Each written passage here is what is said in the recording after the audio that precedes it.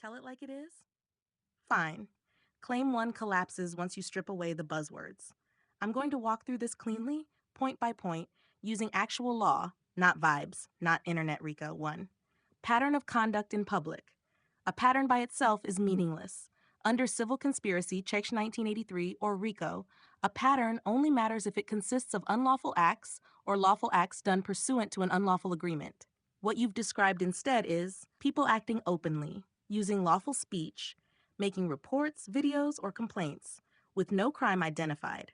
No crime equals no predicate equals no conspiracy. Calling something a pattern does not magically convert it into illegality. So yes, this part of his claim is misleading because it implies pattern equals conspiracy, which is flatly false. Number 2, parallel unlawful acts. This is where the argument really breaks. Question: what were the unlawful acts? Reporting suspected violations? Lawful? Making videos? First Amendment protected? Calling police? Lawful unless knowingly false? Criticizing someone publicly? Lawful. Courts are explicit, open quote, parallel lawful conduct does not support an inference of conspiracy. Close quote. If there are no identified crimes, then parallel unlawful acts is just a phrase with nothing underneath it.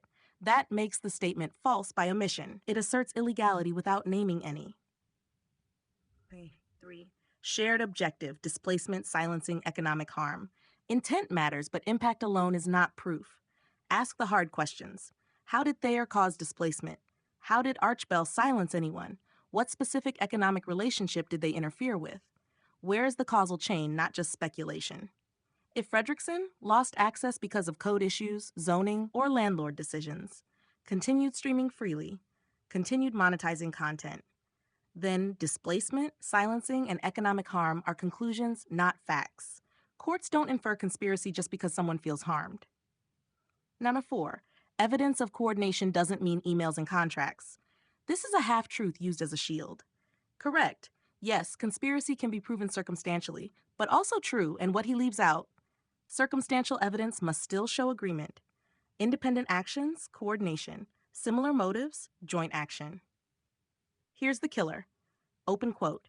If the videos themselves show independent conduct, that actually defeats conspiracy. Close quote. And you're right.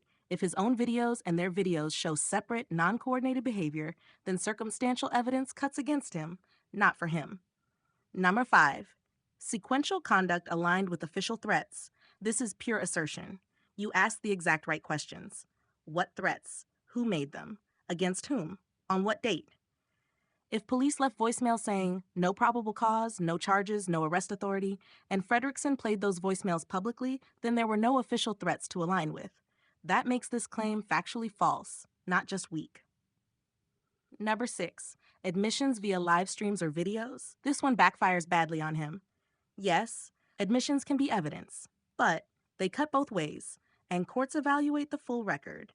If the live streams show police explicitly denying wrongdoing, Fredrickson acknowledging that denial, continued accusations anyway, then the admissions undermine his theory, not yours. Number 7, public-private enforcement working in tandem. This is the most legally dangerous claim and the emptiest. Preckert 1983 requires state action or private actors acting under color of law. Ask, what public agency, what enforcement power, what joint decision-making, what command or delegation? If police explicitly refused enforcement and said there was no cause, then there was no public-private action. There was no tandem. There was no enforcement at all. This is not just unsupported, it's contradicted by the evidence you described. Habahar 8, the alleged straw man.